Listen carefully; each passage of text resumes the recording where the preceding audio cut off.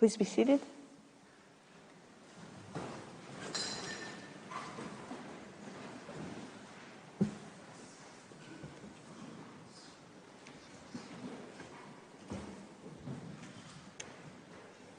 The sitting is open. For reasons duly made known to me, Judge Abraham is unable to take part in today's sitting. The court meets this afternoon to hear the first round of oral argument of the Cooperative Republic of Guyana on the preliminary objections raised by the Bolivarian Republic of Venezuela. I shall now give the floor to the agent of Guyana, His Honorable Carl B. Greenidge. You have the floor, Your Excellency.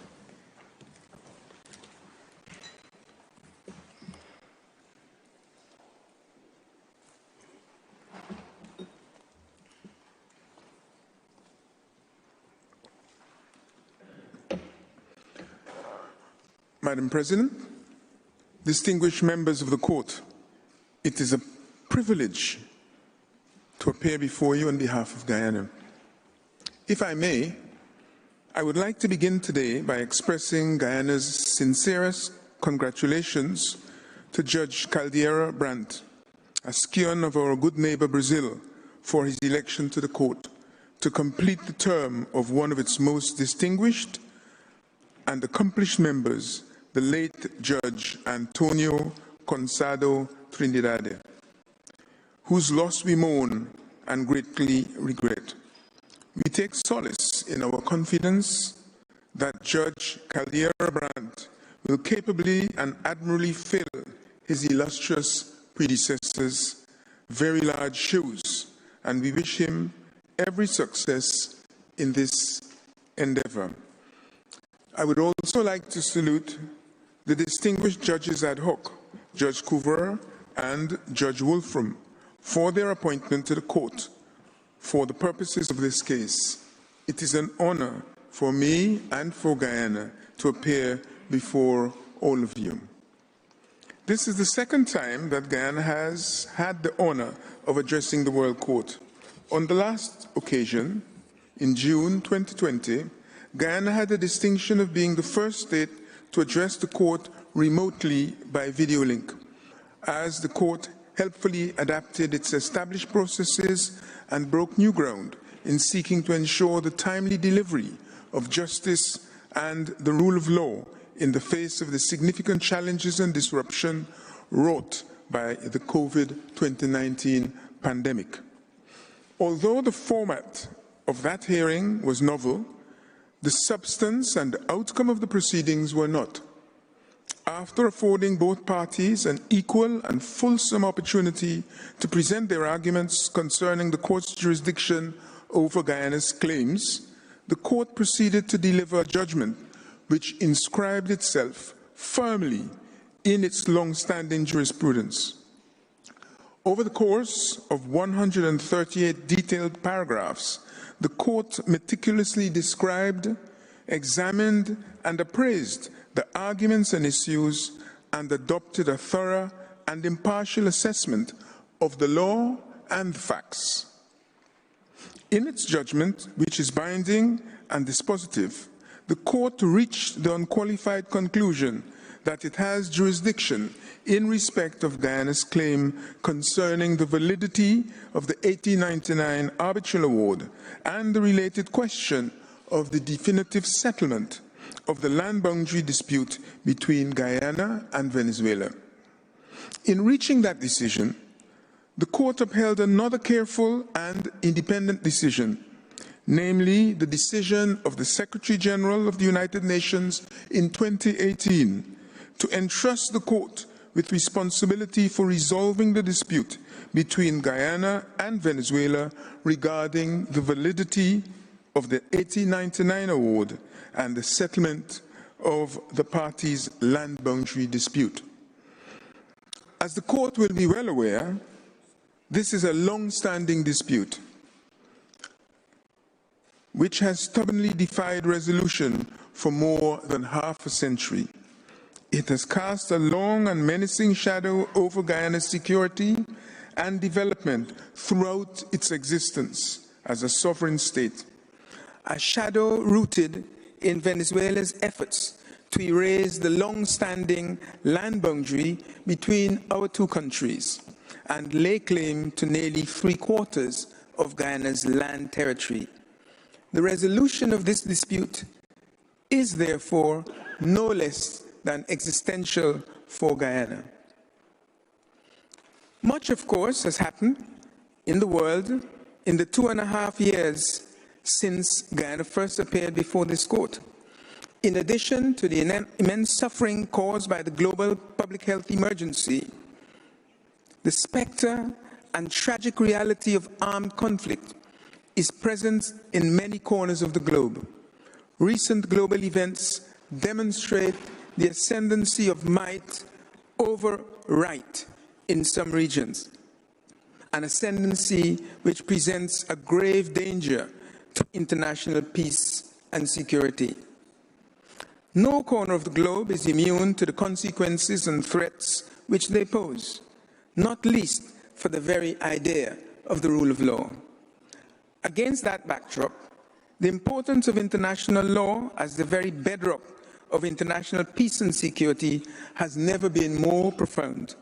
And nowhere is that importance more profoundly apparent and appreciated than here, in the Great Hall of Justice at the Peace Palace, the very fount and epicenter of international justice. It is therefore a great privilege for Guyana's delegation to be present at the Great Hall today, and it is a particular privilege for me to address you in person at the start of Guyana's first round of presentations. As Guyana explained on the previous occasion when it appeared before the court, since its emergence as a sovereign state in 1966, Guyana has been steadfast in its commitment to international law as the foundation for its relations with its neighboring states. Madam President, members of the court, it is on this basis that Guyana has brought its claims before the court. It is important to be clear that Guyana brings those claims in the spirit of amity, not enmity towards Venezuela. Guyana desires a relationship characterized by mutual respect, good neighborliness, and peaceful coexistence with its sister South American state. Guyana filed its application in the conviction, which was evidently shared by the Secretary General of the UN, that a final judgment by the court on the merits of Guyana's claims will provide the surest and firmest foundation for such relations to flourish. Following the Secretary General's decision to refer the matter to the court in January 2018, and following the filing of Guyana's claims on the 29th of March 2018, Guyana hoped that Venezuela would engage constructively in the proceedings in order to facilitate the fair and timely resolution of the dispute by the court. Regrettably, Venezuela chose not to do so. Venezuela chose not to file a formal written pleading, although it did submit a lengthy written memorandum some 7 months after the deadline set by the court for the filing of the counter memorial, and chose not to participate in the oral hearing in June 2020. Now, more than 2 years later, Venezuela has decided to participate formally in the proceedings before the court. Guyana welcomes that decision. It regrets, however, that Venezuela's formal participation takes the form of belated preliminary objections which seek to prevent and will inevitably delay the determination of the merits of Guyana's claims. And it regrets, too, the recent submission, just 1 week before the hearing, of a raft of new documents, the vast majority of which have nothing to do with the preliminary objections newly raised. Although Venezuela seeks to prevent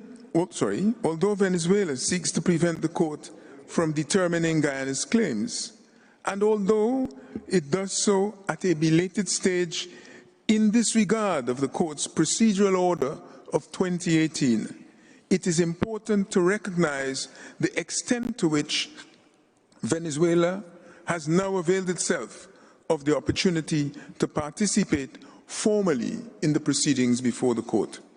Guyana notes that Venezuela has appointed a distinguished judge ad hoc.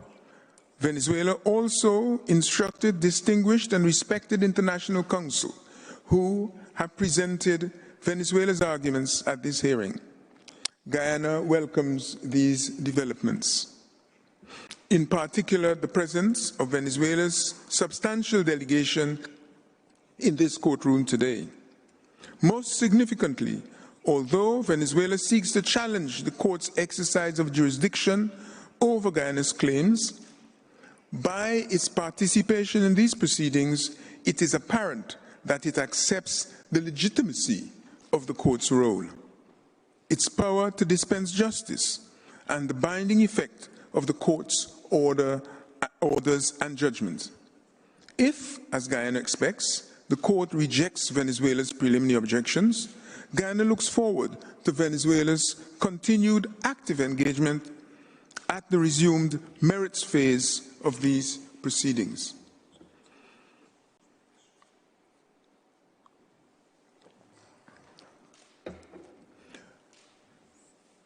Madam President, as the court has seen, the essence of Venezuela's preliminary objection is that the court should not exercise the jurisdiction to entertain Guyana's claims it has already conclusively determined it enjoys.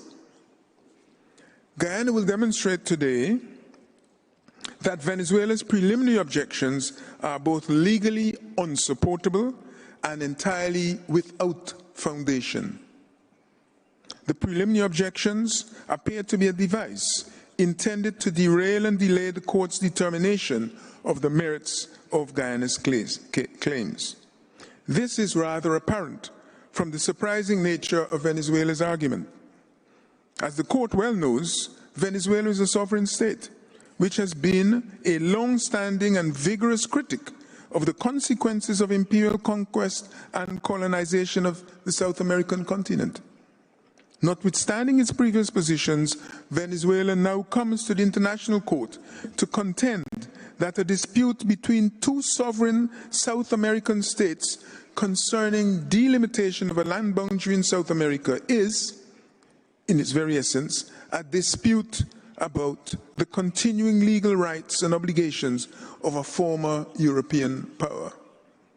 A former colonial power, moreover, which unconditionally relinquished any claim to the territory in question nearly 60 years ago, which has never subsequently asserted any claim, right, or legal interest in respect of that territory or the Arbitral Award which determined its boundaries, and which has expressly welcomed and supported the court's decision to exercise jurisdiction over Guyana's claims. Despite this, you heard Venezuela yesterday make a startling appeal to the need to protect the dignity of that former imperial power by refusing to exercise jurisdiction over a claim brought by its former imperial possession, Guyana. Against this background, Madam President, Guyana expresses its gratitude to the court for the speed and efficiency which it has arranged this hearing on Venezuela's preliminary objections, and for setting a timetable which accommodated the needs of Guyana and its counsel. Throughout these proceedings, Guyana and its people continue to have every confidence that the court will determine Venezuela's preliminary objections fairly, impartially, and expeditiously, and will vindicate the Secretary General's decision to entrust the resolution of the parties' long-standing dispute to the court. Madam President, members of the court, with that introduction, I can proceed to outline the presentations from Guyana's counsel, which will comprise Guyana's first round. They are as follows. Professor Pierre Danjon will begin by explaining that Venezuela's belated preliminary objections are procedurally improper and therefore inadmissible in light of the Court's order of 19th June 2018 and Rule 79 bis of the Rules of Court. Ms. Christina Bihari will then demonstrate that Venezuela's preliminary objections conflict with the judgment of 18 December 2020, which is res judicata, and to uphold those objections would be contrary to the statute. Mr. Paul Reichler will then turn to the merits of Venezuela's preliminary objections. He will address the legal standard under the monetary gold line of cases. He will demonstrate that the UK is not an indispensable third party to these proceedings under the standard first articulated in the monetary gold case. The UK, he will demonstrate, has no legal interest that will be affected by the Court's judgment, let alone the legal interest that would constitute the very subject matter of the dispute between the parties. Professor Philip Sands will close Guyana's first round of oral submission by responding to some of the specific allegations you heard yesterday regarding the invalidity of the 1899 Arbitral Award. He will show that neither the 1966 Geneva Agreement nor the good offices process conducted by the Secretary General resulted in any legal interests of the UK that could conceivably be affected by a judgment on the merits of the case. He will also explain why Venezuela's preliminary objections are inconsistent with the 1966 agreement and the conduct of the parties and the UK in the decades since Guyana attained independence. He will show that there is no basis for the Court to decline to exercise its jurisdiction over Guyana's claims, and that for these reasons, Venezuela's preliminary objections are bound to fail. I thank you, Madam President and honourable members of the Court, for your kind attention, and I thank you for now calling Professor Donoghue to the podium. I thank the agent of Guyana for his statement, and I now invite Professor Pierre Donoghue to take the floor. You have the floor, Professor.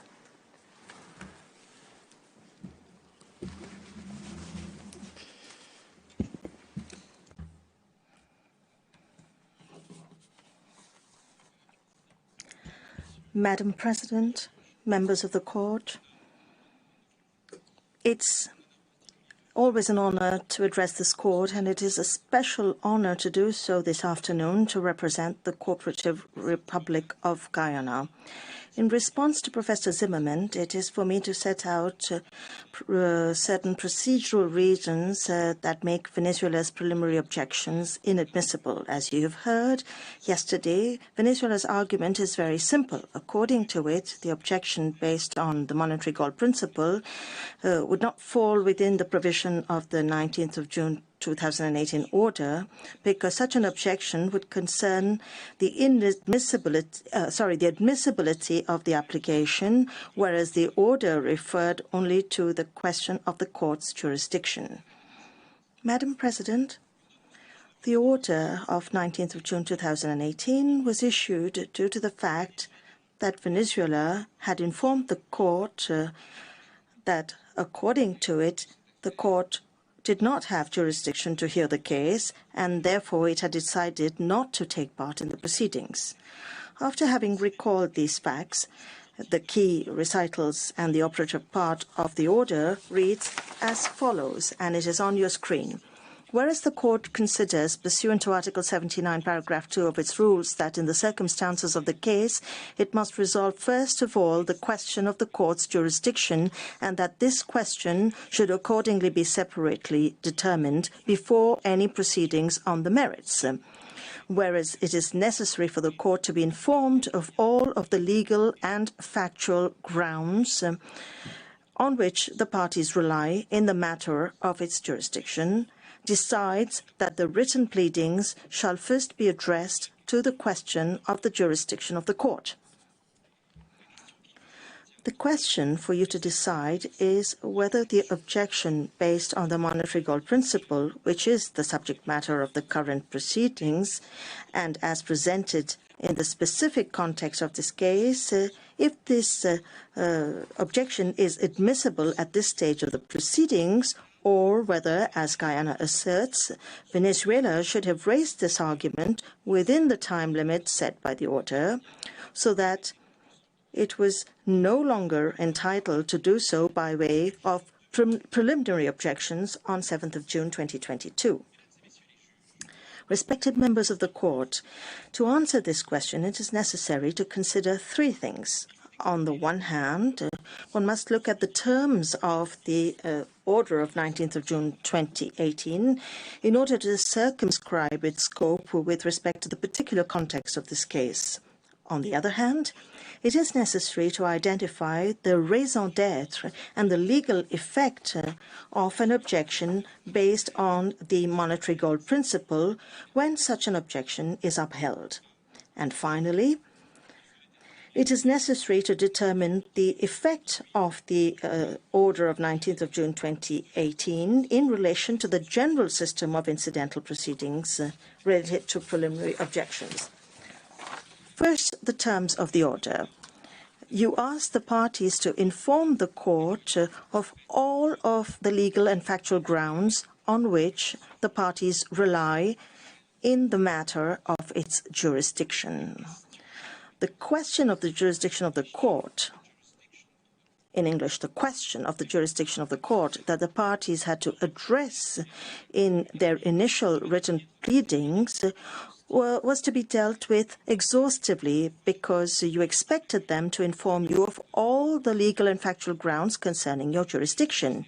Therefore, it wasn't a question of permitting the parties to retain any ground of fact or law in the matter of your jurisdiction.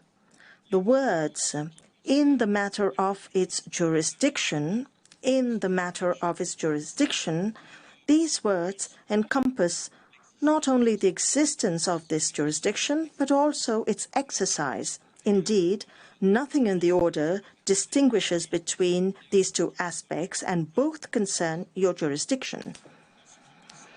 In the matter of its jurisdiction are broad terms, all-encompassing terms, covering every possible limitation to the Court's jurisdiction when it comes to the claims contained in Guyana's application instituting proceedings. Madam President, furthermore, it is fundamental to recall that the question of the Court's jurisdiction covered by the order arose on the basis of the only jurisdiction invoked by Guyana, namely Article 4 of the Geneva Agreement of 1966. However, the United Kingdom had consented to this provision as a party to the agreement. There was no mention of this in yesterday's pleadings.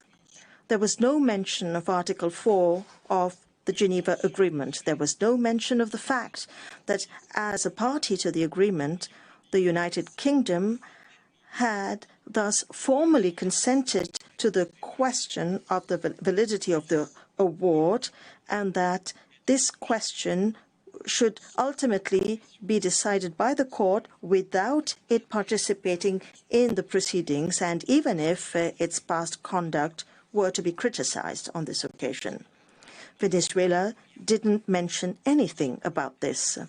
This is, however, a fundamental point in order to examine the preliminary objection and to understand that it is an abstract, artificial and belated fabrication with no basis or no meaning when it comes to the specificities of this case. This point is indeed essential, and Mr. Reichler and Professor Sands will come back to it. Now, for the purposes of the question before me, this reminder will help us to understand that the question of the jurisdiction of the Court within the meaning of the order thus necessarily encompassed the question that is at the heart of the alleged preliminary objection based on the monetary gold principle, which is that of the UK's consent to the court's jurisdiction to settle the dispute concerning the validity of the award. And this question falls within the scope of Article 4 of the Geneva Agreement, to which the UK is a party, and which thus falls within the question of the jurisdiction of the court within the meaning of the order. There was no need, therefore, for the court to ask the parties to present their grounds of fact and of law relative to admissibility for the current objection to be covered.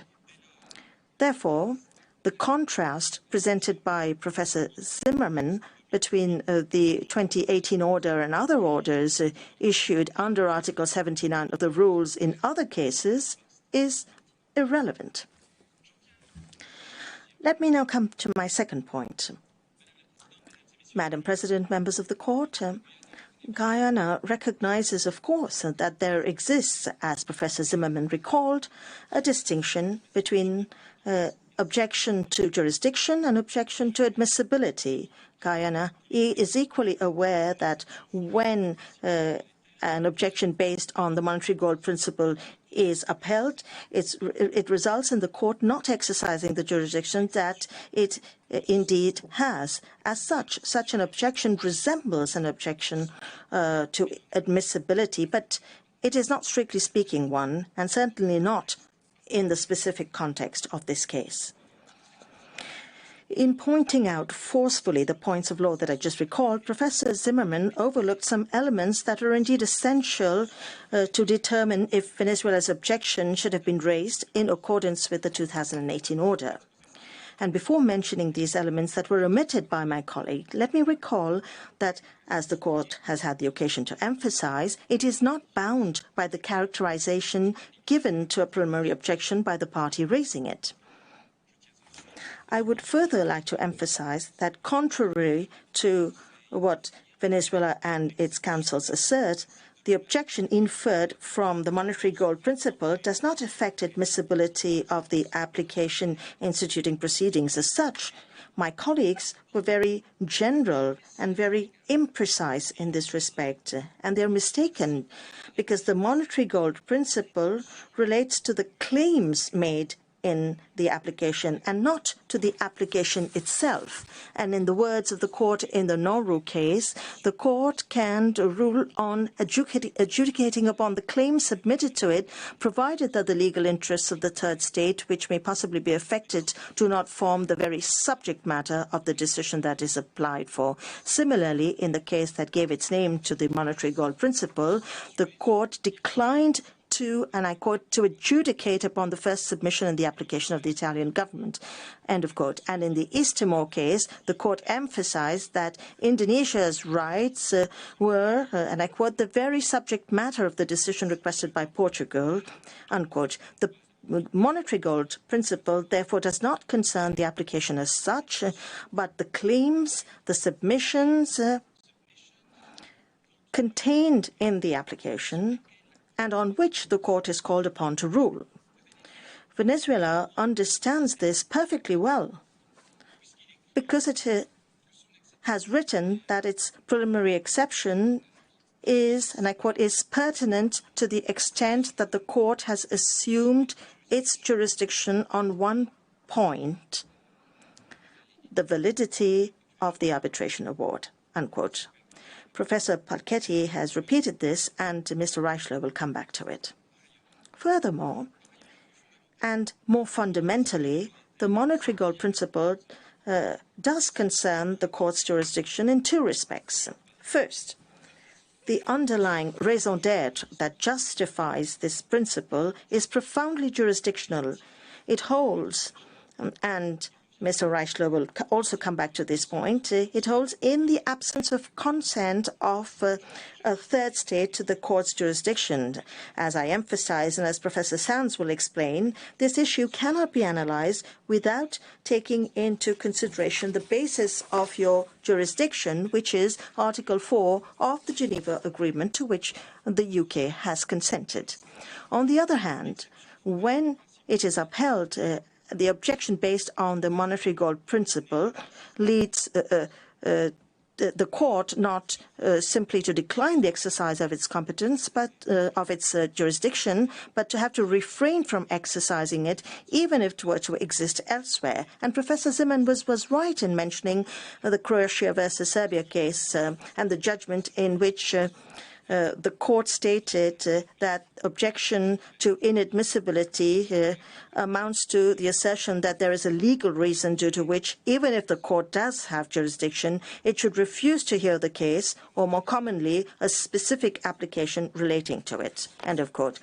As to objections of inadmissibility, the conditional tense should is important and is present in the English version of the judgment. The words should decline are mentioned, and it is also used in the judgment of the platforms case mentioned in this paragraph, projected on your screen yesterday by Professor Zimmerman. And I quote, "There are reasons why the court should not proceed to an examination of the merits," unquote. My colleague was right in projecting the terms of the judgment in the monetary gold case, by which the court emphasized that it cannot exercise this jurisdiction. On the other hand, what Professor Zimmerman failed to do is to contrast the conditional, which should be used when speaking of admissibility, with the imperative should be used when the objection raised as a result of monetary gold is upheld. Then the court has no leeway. It must decline to exercise its jurisdiction. Why? Because the question of the consent of a third party is a question of jurisdiction, which is governed by the statute. This is not the case for an admissibility objection. Furthermore, the objection based on the monetary gold principle is not mentioned by the court among the examples of admissibility objections that are mentioned in the judgment Croatia versus Serbia that Professor Zimmerman has invoked, nor is it mentioned in the list of admissibility objections that can be found in the most classical of commentaries on the statute of the court or in the writings of particularly knowledgeable writers. Furthermore, an admissibility objection can often be corrected by the author of the act, as is the case, for instance, when domestic appeals have not been exhausted. This is not so for the jurisdictional objection that flows from the monetary gold principle. Members of the court, your jurisprudence is crystal clear as to the exercise of jurisdiction. It is either binding or you decline to exercise jurisdiction, which distinguishes the objection deduced from monetary gold from an admissibility objection. And your jurisprudence is also very clear as to the fact that the legal effect of such an objection is that it does not render the application instituting the proceedings inadmissible. In the monetary gold case, the Italian government had, and I quote, requested the court to adjudicate on the preliminary question of its jurisdiction to deal with the merits of the claim. It was not a question of the admissibility of the application, but of the preliminary question of the jurisdiction of the court to entertain one of the submissions contained in the application. On the question of jurisdiction, the court, and I quote, said, or finds that the jurisdiction conferred upon it by the common agreement of the parties does not, in the absence of the consent of Albania, authorize it to adjudicate upon the first submission in the application of the Italian government, end of quote. So the absence of consent by Albania is a question of jurisdiction, which therefore restricts it. And the effect is that the court cannot exercise its jurisdiction. In the case of Eastern Timor, the only other case in which the court chose to apply the monetary gold principle, Australia claimed consent, which bars the adjudication of the legal responsibility of Indonesia without its agreement. In its counter-memorial, in its rejoinder, Australia deduced that, and I quote, lacks jurisdiction to decide on the Portuguese claims, or the claims are inadmissible. The question of the admissibility of the claims contained in the Portuguese application had been put forward by Australia only as a subsidiary matter, it being understood that the question of the absent third party to the proceedings raised above all a question of jurisdiction that had to do with the lack of consent of the third party. And it is on this last and only aspect the court identified the nature and the legal effect of the objection that had been raised by Australia. The court began, as you know, by recalling, and I quote, that one of the fundamental principles of its statute is that it cannot decide a dispute between states without the consent of those states to its jurisdiction. In other words, just as with monetary gold, the court examined the Australian objection in light of the cardinal principle of consent, which determines its jurisdiction.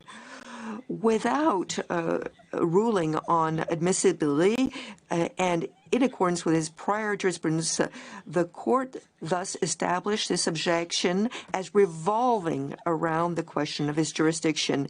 And it did this both because of its very nature as well as because of its effect. In the operative part of its judgment, the court says that it finds that it cannot, in the present case, exercise the jurisdiction conferred upon it.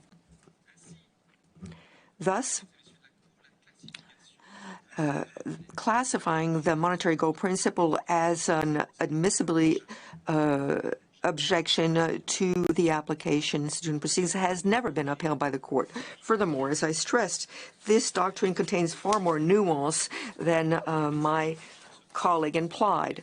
And the objection deduced from this principle regards the limit to the jurisdiction of the court in such a way that it is whether the problem should be classified as an admissibility issue, pour ne citer. And here I am quoting only one of several well-known authors. In any event, the question that you're called upon to rule is not about doctrine, and it does not concern the label that one might put on this objection, because for the purposes of admissibility of the objection raised by Venezuela at this stage, and given the specific procedural context of this case, the only thing that matters is to know whether this objection could have and should have been raised in accordance with the 2012 order, given what this last one imposed upon the parties that I just recalled. In fact, members of the court, Venezuela recognizes that the monetary gold principle does concern the question of the court's jurisdiction in the meaning of the 2018 order. Venezuela writes the following in paragraph 27 of its preliminary objections. The court taken into account this fundamental principle, according to which the court cannot decide a dispute between states without the consent of those states to its jurisdiction, the judgment of December 18, 2020 would have been different. In other words, Venezuela recognized that its exception did have to do with the procedural phase that had begun with the order in 2018 and completed by the judgment that it contests. So Venezuela full well understand that it could have and should have raised in connection with the order the objection that it is raised today. Had it done so, you then would have undoubtedly accepted to entertain this argument during the proceedings that led to your judgment of 18 December 2020, because, as I recall, the question of the UK's consent to have the court rule on the validity of the award does come under Article 4 of the Geneva Agreement, to which the United Kingdom consented and is a party. You would not have objected, considering that this argument could not be entertained for the dubious ground, or on the dubious grounds that the order had not specifically aimed questions of admissibility of the application. As I recalled, the monetary gold objection has as an effect that the court cannot exercise its jurisdiction for grounds that have to do with the key principle of consent, and not because the application is per se flawed. So this objection does have to do with the court's jurisdiction, and this by virtue, in fact, of Article 4 of the Geneva Agreement to which the UK is a party. So with the 2018 order, Venezuela could have raised the argument that was submitted to you on June 7, 2022, and that we're discussing. And since the very terms of the order called upon the parties to present all of their legal and factual grounds regarding the question of the court's jurisdiction, Venezuela should have raised this argument in accordance with the order. Madam President, members of the court, allow me now to come to the last part of my demonstration. The inadmissibility of Venezuela's objection can be deduced from the effect of the 2018 order given the general system governing incident proceedings of preliminary objections. As you know, this system comes currently under Article 79, 79 bis, and 79 ter of the rules, which clarify the provisions that were contained in the former Article 79, which had been in force until October 20th, 2019. Preliminary objections raised by Venezuela in June 2022 are therefore governed by the new Article 79 bis of the rules, just as the respondent has explicitly admitted, knowing that the order of June 19, 2018 was adopted on the basis of a former Article 79, paragraph 2, which essentially and substantively is now new Article 79, paragraph 1. Article 79 bis now explicitly subordinates the presentation of any preliminary objection by the respondent to the fact, and I quote, "The court has not taken any decision under Article 79." That is to say, to the fact the court has not decided proprio motu, and I'm quoting again, that questions concerning jurisdiction or the admissibility of the application shall be determined separately. End of quote. In other words, if the court orders the parties to set out separately their grounds concerning all questions of jurisdiction or admissibility that they're raising proprio motu, the respondent can no longer raise under Article 79 bis an objection that it could have and therefore should have raised in connection with the question or questions raised by the court. The objective of the sound administration of justice, which is the goal of the order adopted by the court under Article 79, paragraph 1, would be entirely flouted if, notwithstanding this order governing the conduct of the trial, the respondent could simply ignore it while maintaining the ability to raise preliminary objections under the order whereby the court invited the parties to give full arguments on all aspects of the question so that it could adjudge in the form of a judgment prior to any examination of the merits. Even if this was not expressly provided by the rules in its former wording, this elementary logic already governed the relationship between the power of the court derived from Article 79, former Article 79, paragraph 2, and the rights of respondent under paragraph 1 of the same article, again in its former version. The point is moot, however, because Venezuela is now claiming to act under the new Article 79 bis. Venezuela, however, maintains that it could not have raised these preliminary objections before the court held that it did have jurisdiction to entertain the controversy on the validity of the award, because it would only have been then that the reasons for its objection would have appeared. With all the respect due to my colleagues, this argument simply makes no sense. It is contradicted by paragraph 27 of the preliminary objections of Venezuela that I just showed a few minutes ago. Furthermore, from the beginning of this dispute, the three states that are bound by the Geneva Agreement know full well that Venezuela has recriminations against a legal text that Guyana inherited, but to which it did not participate simply because it did not exist in the 19th century. The subject matter, the goal of the Geneva Agreement, is the settlement of the dispute born from the alleged nullity of the award. It was sufficient for Venezuela to read this agreement to see that its preliminary objection, deduced from the monetary goal principle, involved given the very nature of this principle and given the grounds for a jurisdiction invoked by Guyana, that is to say Article 4 of the Geneva Agreement, once again I repeat this, to which the UK was a party, that this objection raised a question of jurisdiction that should have and could have been presented to the court in accordance with the 2018 order. Your 2020 judgment did not reveal anything that was not already perfectly patent. Madam President, members of the court, I conclude the preliminary objections raised on June 7, 2022 by Venezuela must be declared inadmissible because they come under, in every regard, the question of the court's jurisdiction, a question regarding which Venezuela had to present all legal and factual grounds in accordance with the order of 19th of June 2018. I'd like to thank the court for your very kind attention. Madam President, may I ask you now to call forward Madam Christina Bieri. I thank Professor Darjan, and I now invite Ms. Christina Bieri to address the court. You have the floor, Madam.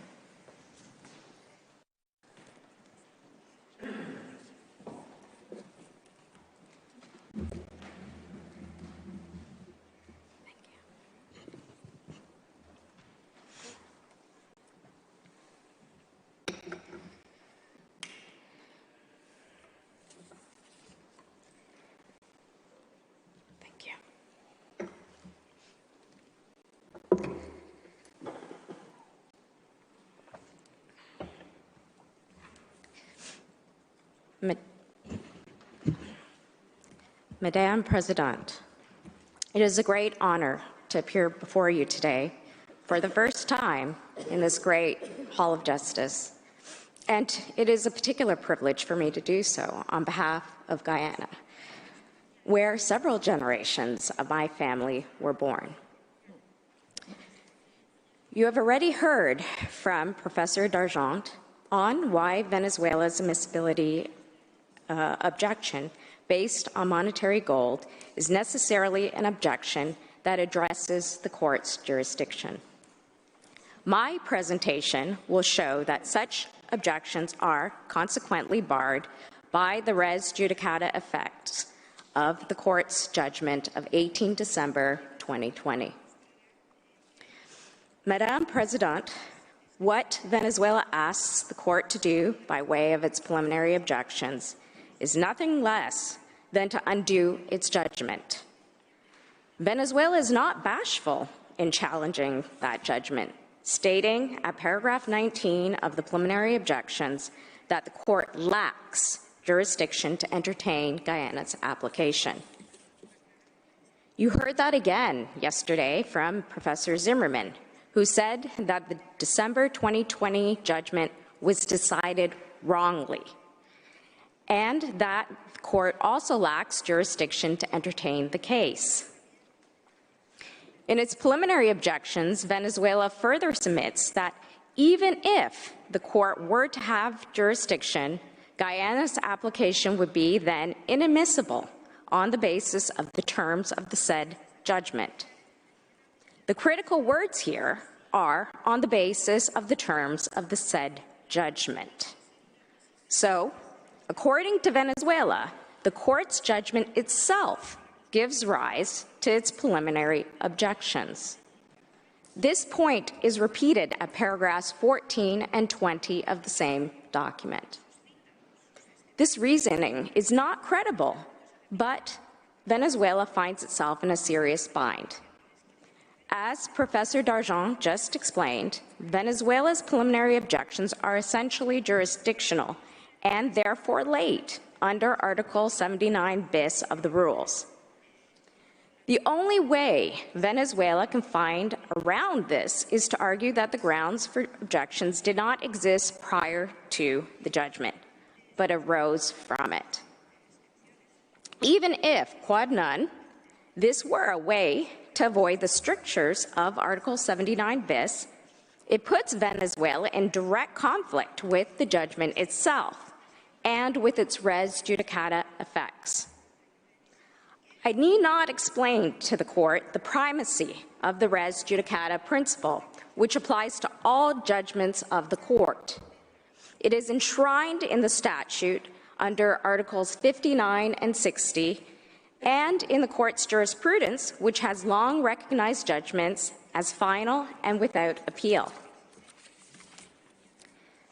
Tellingly, Venezuela's written submissions only makes passing reference to this principle, stating that the Court's judgment on jurisdiction suffers from legitimation problems, which cannot be covered under the cloak of res judicata.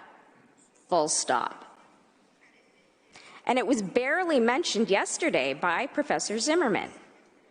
Venezuela therefore concedes the res judicata effect of the December 2020 judgment, but only makes conclusory statements in justifying how its objections can possibly survive under this principle. The Bosnia genocide case is, however, instructive in this regard. There, the Court dealt with an ex post attempt by Serbia to reopen its judgment upholding its jurisdiction. The Court decided, in accordance with Article 36, Paragraph 6 of the statute, and once a finding in favor of jurisdiction has been pronounced with a force of res judicata, it is not open to question or re-examination, except by way of revision under Article 61 of the statute.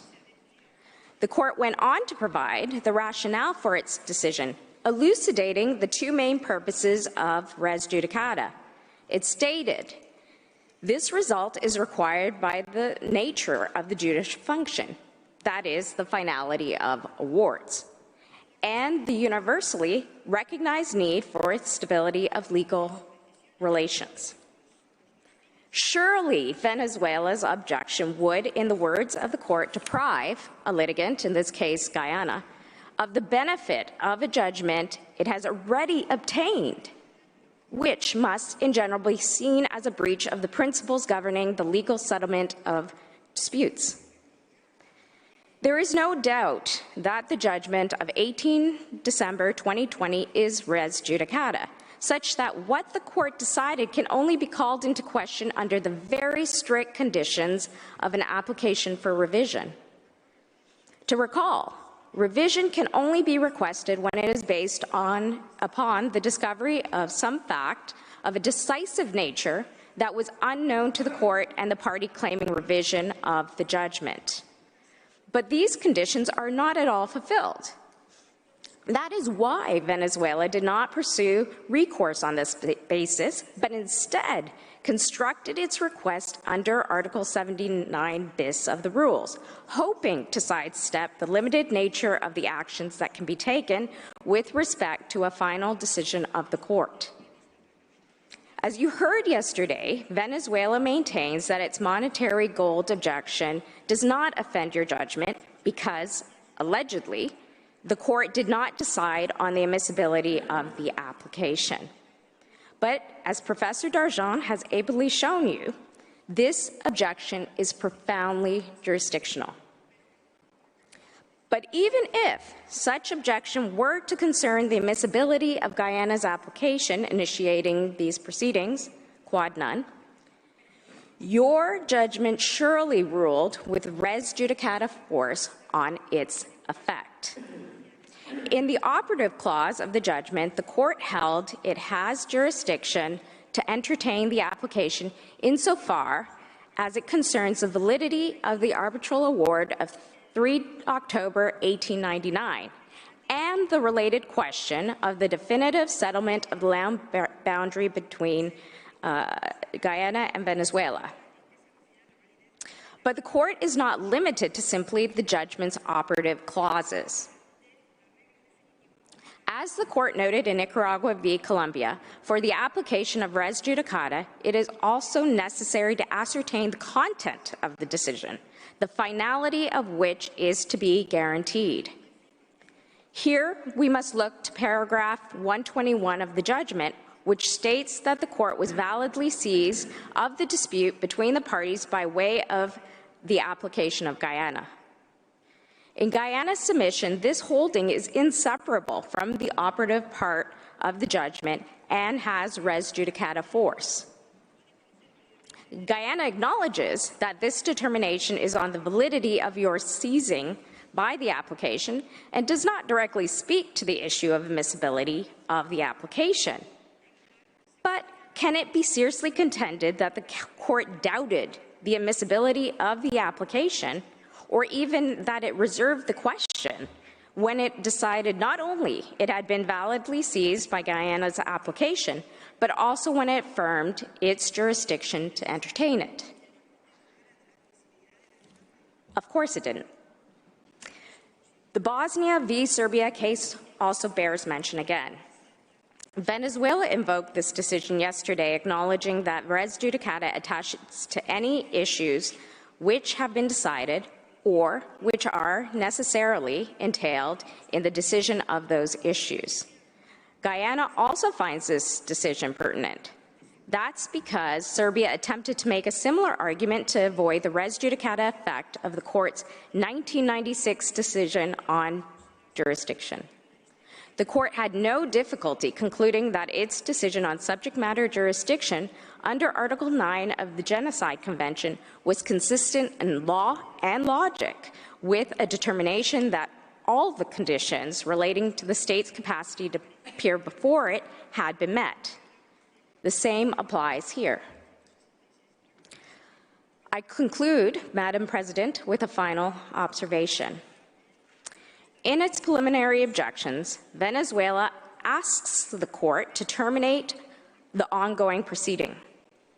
Notably, you did not hear that yesterday, or any mention, for that matter, of how the court should dispose of the December 2020 judgment should it accept Venezuela's monetary gold argument. This is no small matter. The fact is, Madam President, not only is there no reason to grant this request, but it would be impossible to do so without violating the court's statute. Effectively, by requesting the termination of the ongoing proceeding, Venezuela is asking you not to entertain Guyana's application, which is precisely what the judgment decided to do. To put it differently, Venezuela asks for the exact opposite of what the court decided in its judgment. It is therefore impossible to grant Venezuela's request without violating the res judicata effect of your judgment under Articles 59 and 60 of the statute and Article 94 of the Charter concerning compliance with decisions of the court. Guyana, therefore, respectfully submits that Venezuela's objections are precluded and should be rejected by the court on this basis. Madam President, this brings me to the end of my presentation. I thank the court for its kind attention, and I ask that you now call upon Mr. Reichler to the podium. Thank you. I thank Ms. Bahari, and I now invite Mr. Paul Reichler to address the court. You have the floor.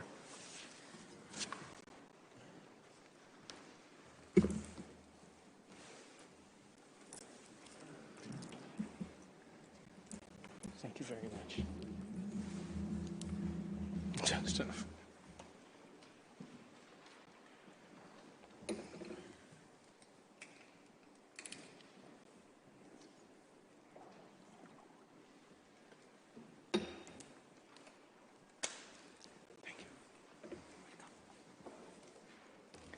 Madam President, members of the court, it is, as always, an honor for me to appear before you, and it is a special privilege for me to address you today on behalf of Guyana in a case that the agent has described as existential for his country.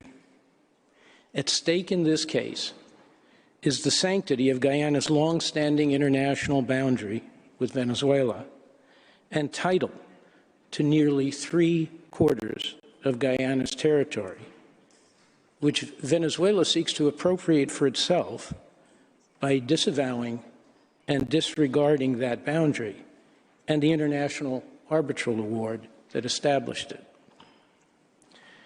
Before getting into the substance of my presentation, I would like to follow the agent of Guyana and thank the court for accommodating our request to postpone these hearings from their initial October date until now. As explained in the agent's letter to the court, this request was made in part because my presence here in October could not be assured due to my recovery from surgery on my spinal column. As it turned out, I could not have appeared here in October. But I am fully recovered now, and I am especially grateful to the court for the extra month, which has made it possible for me to have the honor to appear before you today. Madam President, we are here because by means of its preliminary objections, Venezuela seeks to prevent the court from reaching the merits of this case and from confirming the validity of the Arbitral Award of 3 October 1899 and the lawfulness and permanence of the international boundary between Guyana and Venezuela.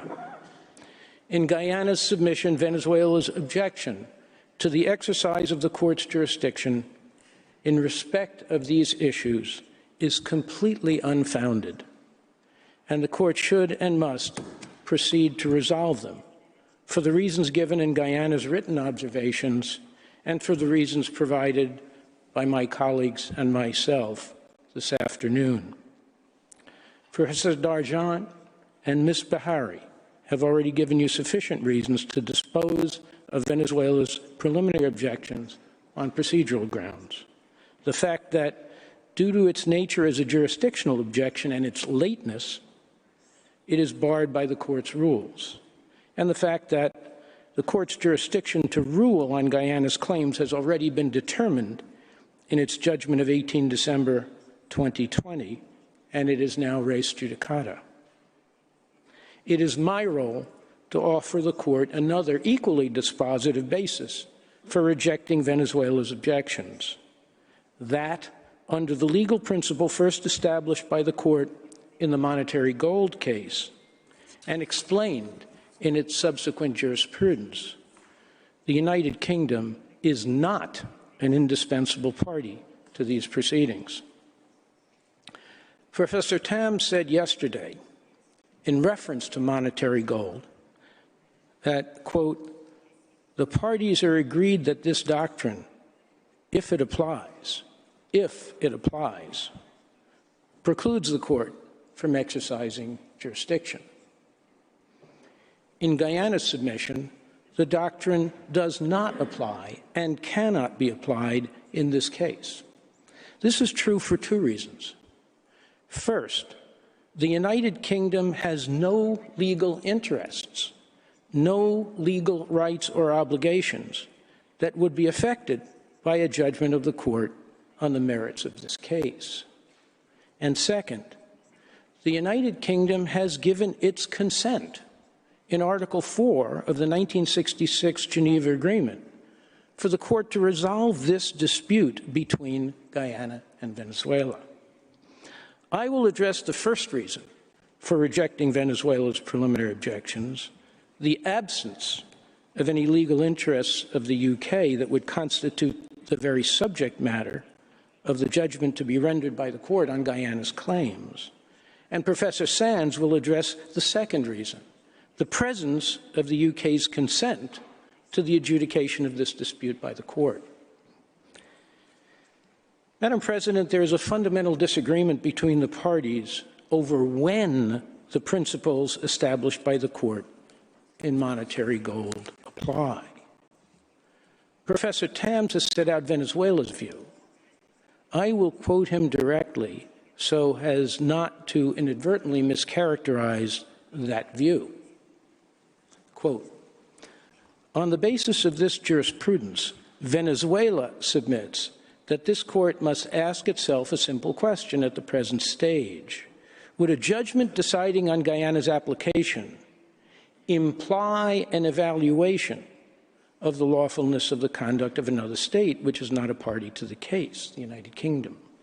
Or, in the words of the Croatian genocide case, would a judgment in this case rule upon the United Kingdom's conduct without its consent?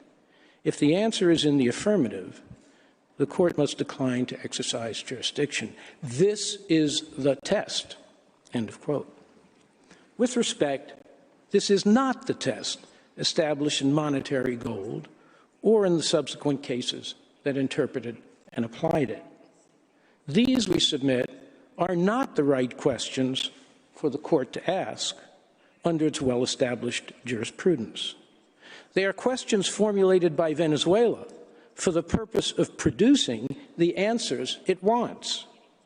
They are not consistent with the relevant case law, of which Professor Tams gave you only a very cursory description. In our view, it is worth a closer examination, beginning with the monetary gold case itself. The case came to the court following an arbitration that found that certain gold looted by German forces in Rome during World War II belonged to Albania. Italy claimed entitlement to the same gold based on an alleged international wrong Albania had committed against it. Italy's claim thus required the court to determine whether Albania, which was not a party to the monetary gold case, had committed any international legal wrongs, subjecting it to liability to Italy. As the court explained, quote, "In order, therefore, to determine whether Italy is entitled to receive the gold, it is necessary to determine whether Albania has committed any international wrong against Italy and whether she is under an obligation to pay compensation to her." It was on this basis that the court concluded that it could not exercise jurisdiction because, quote, "In the present case, Albania's legal interests would not only be affected by a decision, but would form the very subject matter of the decision." This is the essence of the court's ruling and the standard it set for future cases. For the court not to exercise its jurisdiction, there must be a need for it to determine whether an absent party's legal interest would not only be affected by, but would form the very subject matter of the decision on the merits the court is called upon to make. In particular, would a judgment of the court directly affect the legal rights or obligations of an absent state, as in the case of Albania, that had not consented to its jurisdiction? The court returned to this issue and elaborated on the standard it set in monetary gold in the phosphates case, Nauru versus Australia. This is a case that Venezuela's counsel managed to overlook in his discussion of the court's jurisprudence applying or interpreting monetary gold. There, the court rejected Australia's argument that the case should be dismissed under the monetary gold standard on the ground that, as alleged by Australia, its legal interests were identical to those of the United Kingdom and New Zealand, and that any adjudication of its interests would inevitably affect the legal interests of the two absent states. The court explained that, quote, "In the present case, the interests of New Zealand and the United Kingdom do not constitute the very subject matter of the judgment to be rendered on the merits of Nauru's application, and the situation is, in that respect, different from that which the court had to deal in the monetary gold case." The court's decision to exercise jurisdiction did not mean that it found that the legal interests of New Zealand and the United Kingdom would be unaffected by the judgment Nauru was seeking.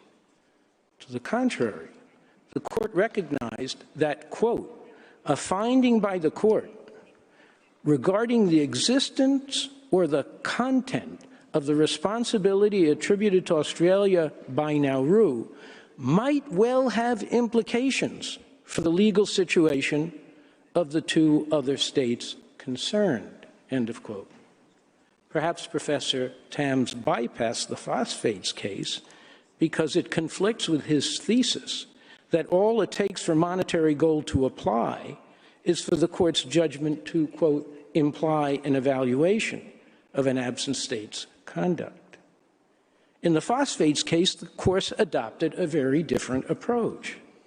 It rejected Australia's preliminary objection because, quote, the interests of New Zealand and the United Kingdom do not constitute the very subject matter of the judgment to be rendered, because the judgment would not directly affect the legal rights or obligations of those states.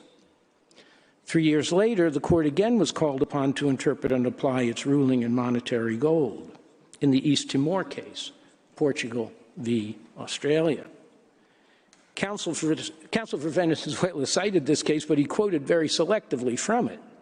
In its key passage, the court sustained Australia's preliminary objection based on monetary gold because, in its words, quote, in this case, the effects of the judgment requested by Portugal would amount to a determination that Indonesia's entry into and continued presence in East Timor are unlawful, and that as a consequence, it does not have the treaty-making power in matters relating to the continental shelf resources of East Timor. Indonesia's rights and obligations would thus constitute the very subject matter of such a judgment, made in the absence of that state's consent. In this passage, as the court made clear, especially in the last sentence quoted, that an absent state's legal interest will, quote, constitute the very subject matter of the case when its judgment would directly affect the, quote, rights and obligations of the absent state. Even in upholding Australia's objection, the court took care to reaffirm what it said in the phosphates case, that monetary gold did not prevent it from exercising jurisdiction and issuing a judgment that might affect the legal interests of an absent state, so long as that state's interest did not constitute the very subject matter of the dispute. Quote, the court emphasizes that it is not necessarily prevented from adjudicating when the judgment it is asked to give might affect the legal interests of a state which is not a party to the case. The court reaffirmed this principle once again in its 1998 judgment in Cameroon v. Nigeria. As you will recall, Nigeria objected to Cameroon's request that the court establish the party's boundary through Lake Chad on the ground that this would touch on the tri-point with Chad and thus affect the legal interests of an absent state in violation of monetary gold. The court rejected Nigeria's objection on the now familiar ground that, quote, it is not necessarily prevented from adjudicating when the judgment it is asked to give might affect the legal interests of a state which is not a party to the case, end of quote. In that case, unlike the present one between Guyana and Venezuela, the absent state had an actual legal interest in a part of the international boundary that the court was called upon to draw. Nevertheless, the court ruled, quote, the legal interests of Chad as a third state not party to the case do not constitute the very subject matter of the judgment to be rendered on the merits of Cameroon's application, end of quote. What this review of the relevant jurisprudence shows is that the court has declined to exercise jurisdiction under the monetary gold standard in only 2 cases. In both of them, monetary gold itself and East Timor, it found that it could not decide the case without directly affecting the legal rights or obligations of an absent third state, Albania in the first case, Indonesia in the second, and that the legal interests of the absent state thus constituted the very subject matter of the decision to be rendered. This, then, is the principle to be derived from monetary gold and its progeny. The court will not decline to exercise jurisdiction merely because the legal interests of an absent state might be affected or implicated, or merely because its conduct may be, quote, evaluated, so long as the absent state's legal interests do not constitute the very subject matter of the judgment to be rendered on the merits of the applicant state's claims.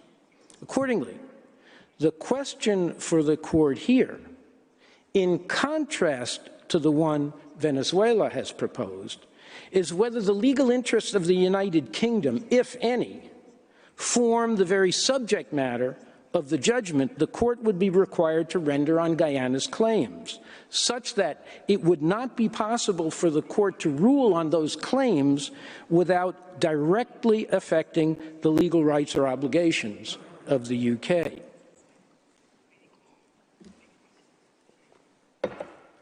To answer this question, whether the legal interests of the UK constitute the very subject matter of the judgment the court has been called upon to render here, we need to consider what the very subject matter of the present dispute between Guyana and Venezuela is. Fortunately, this is a matter on which the parties agree. Venezuela asserts, and we concur, that the subject matter of this dispute is set forth in paragraph 137 of the court's judgment of 18 December 2020. In it, the court concludes that it has jurisdiction to entertain Guyana's claims concerning the validity of the 1899 award about the frontier between British Guyana and Venezuela, and the related question of the definitive settlement of the dispute regarding the land boundary between the territories of the parties. To the same effect, in the first paragraph of the dispositif, the court, quote, finds that it has jurisdiction to entertain the application filed by the Cooperative Republic of Guyana on 29 March 2018, insofar as it concerns the validity of the Arbitral Award of 3 October 1899 and the related question of the definitive settlement of the land boundary dispute between the Cooperative Republic of Guyana and the Bolivarian Republic of Venezuela. It is thus a matter of agreement between the parties that the subject matter of the judgment to be rendered by the court is the validity of the Arbitral Award of 3 October 1899 and the related question of the definitive settlement of the land boundary dispute between Guyana and Venezuela. In the circumstances, the task of the court in considering Venezuela's preliminary objections under the monetary gold standard is to determine whether the United Kingdom has legal interests that would not only be affected by, but would form the very subject matter of a judgment of the court on the validity of the 1899 Arbitral Award and the related question of the definitive settlement of the land boundary between Guyana and Venezuela. And this then leads us to the fundamental question at the heart of these proceedings. What legal interests, if any, does the United Kingdom have in the validity of the 1899 Arbitral Award or the definitive settlement of the land boundary between Guyana and Venezuela? And most importantly, if these legal interests exist, do they constitute the very subject matter of the dispute to be decided by the court? For Guyana, the answers to these questions are clear. The United Kingdom has no legal interests in the validity of the 1899 Arbitral Award or in the definitive settlement of the land boundary between Guyana and Venezuela. It therefore has no legal interest that could constitute the very subject matter of this dispute. In issuing its judgment on the validity of the 1899 Arbitral Award or the definitive settlement of the land boundary, there are no legal rights or obligations of the United Kingdom that the court could possibly affect.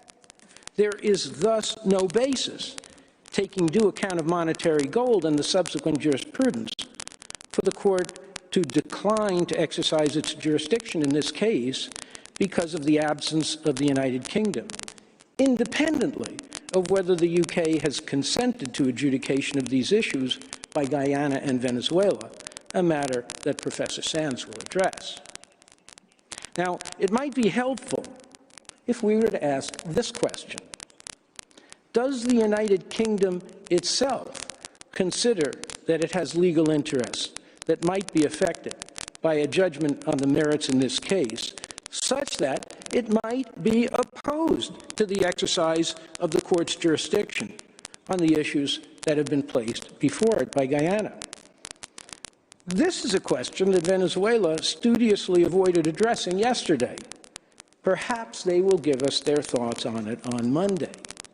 If they do, they might wish to consider the following statements, in which the UK joined with other states in welcoming the court's judgment of 18 December 2020, and specifically the court's decision to adjudicate Guyana's claims on the validity of the 1899 award and the definitive settlement of the land boundary between Guyana and Venezuela. This, for example, is from the communique issued by the Commonwealth heads of government at the conclusion of their meeting in Rwanda on 25 June 2022, at tab 2 of your folders.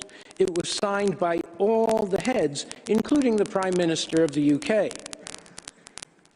Quote, heads noted the decision made by the ICJ on 18 December 2020 that it has jurisdiction to entertain the application filed by Guyana on 29 March 2018, paving the way for the ICJ to consider the merits of the case concerning the arbitral award of 3 October 1899, Guyana v. Venezuela.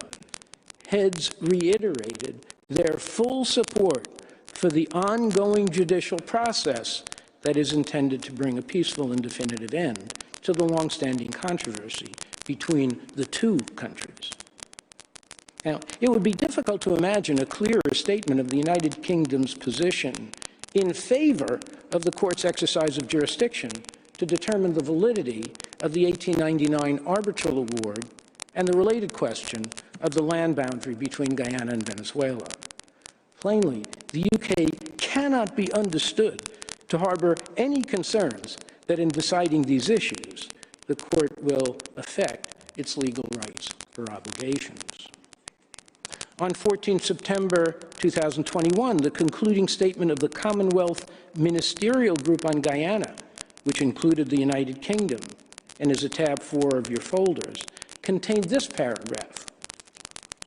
The group expressed its unwavering support for the judicial process underway before the International Court of Justice chosen by the Secretary General of the United Nations under the 1966 Geneva Agreement, and the group continues to encourage Venezuela to participate in the said process.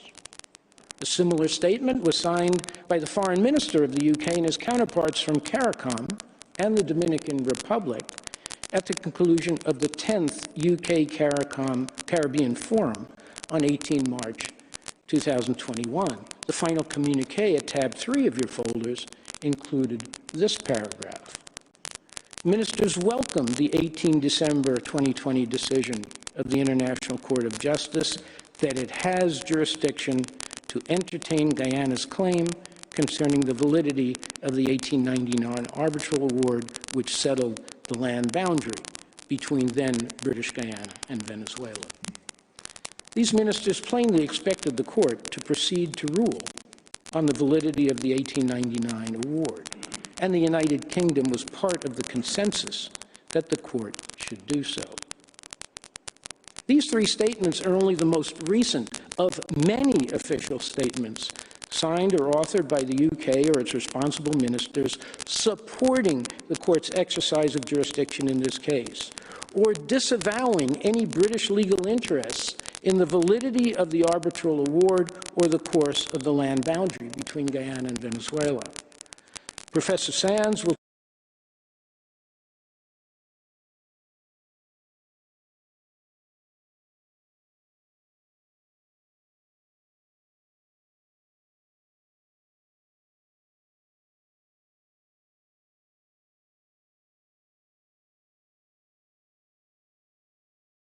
consistently expressed the position that it no longer had any interest of the legal nature in the validity of the arbitral award or the course of the land boundary, and that these were matters that pertained exclusively to Guyana and Venezuela. Professor Sands will also show you that in the 1966 Geneva Agreement, the UK expressly consented that the dispute settlement process articulated in Article 4 of that agreement would be pursued exclusively by Guyana and Venezuela without its participation through the final stage provided in the agreement, determination by the Secretary General of the particular form of dispute settlement in which the two parties, Guyana and Venezuela, would engage, which included adjudication by the court. Indeed, it was on the basis of Article 4 that the court determined that it has jurisdiction in this case. It is ironic, to say the least, that Venezuela purports to find ongoing British rights and obligations in the arbitral award and the international boundary that it established, despite Britain's repeated statements since 1966 that it has no such legal interest. It is ironic especially because Venezuela has long portrayed itself as a champion against European and North American colonialism and imperialism. Yet in this case, it purports to find, even at this date, continuing legal interests of a former colonial power in an arbitral award, the sole purpose and effect of which was to determine the land boundary between its former colony, which became an independent state 56 years ago, and Venezuela. What are these purported legal interests which the British are said to retain more than half a century after Guyana's independence? And how does Venezuela support its argument that they constitute the very subject matter of this case? Madam President, I see we're approaching 4:30. I have about 10 to 12 more minutes in this speech. I can either continue, if you like, or if the court can withstand the suspense of leaving this question unanswered for the moment, we can take the coffee break at your pleasure. Thank you, Mr. Reichler. Why don't you just go ahead and finish, and then we'll take a break after you're done. Thank you very much. What are these purported interests which the British are said to retain? Venezuela's principal argument, expressed in its preliminary objections of 7 June 2022, is that the United Kingdom has interest in the arbitral award of 3 October 1899, simply because it was a party to that award. Yesterday, we heard a new argument in support of the preliminary objections, not included in Venezuela's written submission, but advanced for the first time in these oral hearings, that Venezuela intends to argue at the merits stage that the award is invalid due to fraudulent conduct by the UK prior to and during the hearings before the Arbitral Tribunal in 1899. According to Venezuela, because of this contention, which it says it intends to advance, in determining whether the arbitral award is valid, the court will have to decide whether the UK engaged in unlawful conduct at the end of the 19th century.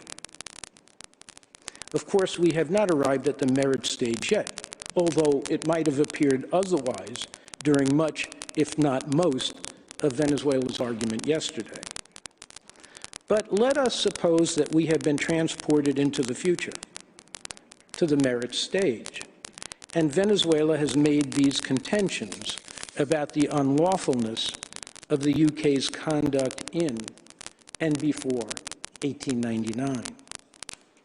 Guyana does not accept Venezuela's proposition that even then the court would be required to pass judgment on the lawfulness of the UK's conduct in order to determine the validity of the arbitral award.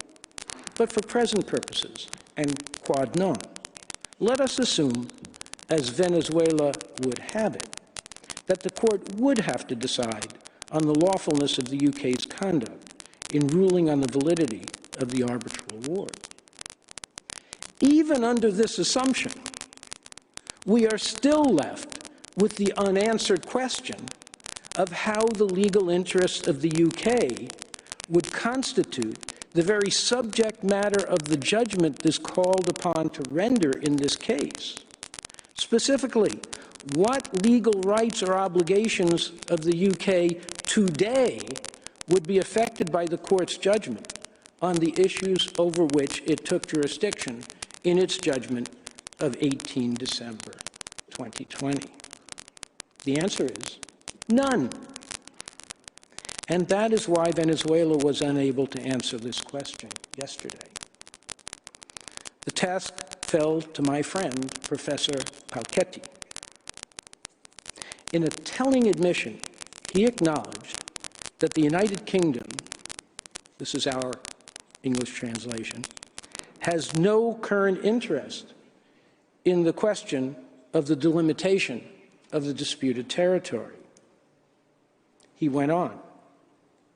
But, ladies and gentlemen, it does not matter that the United Kingdom has no interest in the disputed territory. It does not matter. It is not in relation to the delimitation of the land boundary that the United Kingdom is an indispensable party. And he concluded, I repeat, Venezuela does not claim that the United Kingdom has any interest in this territory today. The application of the monetary gold principle in this case has nothing to do with territorial delimitation as such.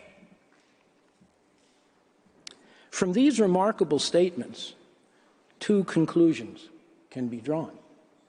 First, Venezuela does not challenge the exercise of the court's jurisdiction over what the court described at paragraph 137 of its judgment and the first paragraph of the dispositif as, quote, the related question of the definitive settlement of the dispute regarding the land boundary between the territories of the parties, end of quote. But second, by admitting that the UK has no interest in the land boundary between Guyana and Venezuela, Venezuela effectively admits that the UK has no legal interest in an arbitral award whose sole purpose and effect was to delimit that boundary. Indeed, at paragraph 137 of the judgment of 18 December 2020, as we have seen, the court itself refers to, quote, the validity of the 1899 award about the frontier between British Guyana and Venezuela, end of quote. Professor Palchetti was unable to identify any British interest that would be affected by the court's judgment on the validity of the award. Instead, he spoke only of abstract, quote, legal consequences for the UK if the award were declared invalid. But he declined to identify any of them specifically. Quote, at this stage, it is immaterial to establish the precise consequences that may flow from the United Kingdom's fraudulent conduct, close quote. With respect, we beg to differ.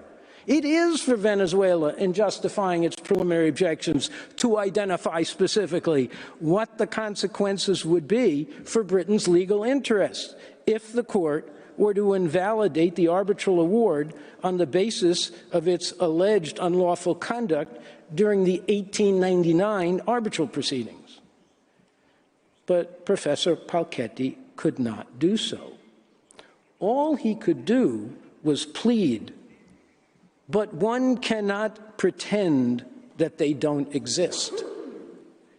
Nor, we would add, can one pretend that they do exist. And if those legal interests do exist, why does Venezuela have such difficulty identifying them with any degree of specificity? In the end, Professor Palchetti could only come up with this. If the court determines that the United Kingdom is responsible for fraudulent conduct The consequence is not only that the arbitral award has no force, as Guyana claims. Venezuela will also have the right to invoke the application of the consequences provided for in Article 69 of the Vienna Convention. Venezuela shall have the right to request the restoration of the situation prior to the award. This is hopelessly inadequate to meet the monetary gold test. The consequences of theoretical invalidation of the award and a restoration of the situation prior to the award would be, in Venezuela's view, the erasure of the international boundary between Guyana and Venezuela and a return to the status quo ante, when the boundary was undetermined and the territory was disputed.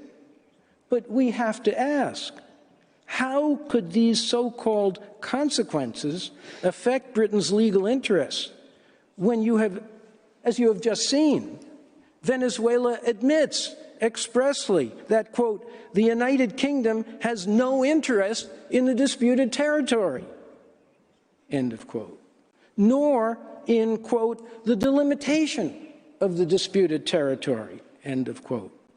How could the UK's legal interests constitute the very subject matter of the judgment to be rendered by the court on the validity of the 1899 arbitral when the UK has no legal interest in whether that award is valid or not? Venezuela's argument might have made sense in 1899, but it is entirely unsupportable now. The sole purpose of the 1899 arbitration was to fix the international boundary between British Guyana and Venezuela. This is set out in Article 1 of the 1897 Treaty of Washington, by which the United Kingdom and Venezuela agreed upon and set the terms for arbitration of this question. An arbitral tribunal shall be immediately appointed to determine the boundary line between the colony of British Guyana and the United States of Venezuela. It was this mandate, and only this mandate, that the arbitral tribunal carried out, as reflected in the 6th operative paragraph of its 1899 award. Now we, the undersigned arbitrators, do hereby make and publish our decision, determination, and award of, upon, and concerning the question submitted to us by the said treaty of arbitration, finally decide, award, and determine that the boundary line between the colony of British Guyana and the United States of Venezuela, and then the award goes on to describe in excruciating detail that boundary line. To be sure, between 1899 and 1966, when British Guyana remained a colony of the United Kingdom, the colonial power maintained a legal interest in the international boundary between its colony and Venezuela that was fixed by the arbitral tribunal. But that legal interest, like all legal rights of the United Kingdom in the colony of British Guyana, came to a complete and definitive end upon the decolonization of Guyana and its birth as an independent state, sovereign over its own national territory on 26 May 1966. After that date, as a matter of decolonization law, the United Kingdom did not have and could not have any legal interests, any legal rights or obligations in Guyana's sovereign territory or in the international boundaries that defined it. To conclude, for the reasons I have given, the United Kingdom, after 26 May 1966, did not and could not have any interest in the validity of an arbitral award whose sole purpose and effect was to define the international boundary of its former colony with Venezuela. Whatever the court might decide on this question at the merits phase of the case, the legal rights and obligations of the United Kingdom will be unaffected because because it has no rights or obligations that could be affected, either by a decision upholding the award or one declaring it null and void. Only the legal interests of Guyana and Venezuela will be affected, however the court rules on this issue. As a result, the monetary gold principle cannot apply to the present case, and Venezuela's preliminary objections must be rejected by the court. Madam President, members of the court, this concludes my presentation this afternoon. I thank you for your kind courtesy and patient attention, and after the coffee break, I ask you to please call Professor Sands to the podium. I thank Mr. Reichler. Before I give the Speaker the floor, the Court will indeed observe a coffee break of 10 minutes. The sitting is adjourned.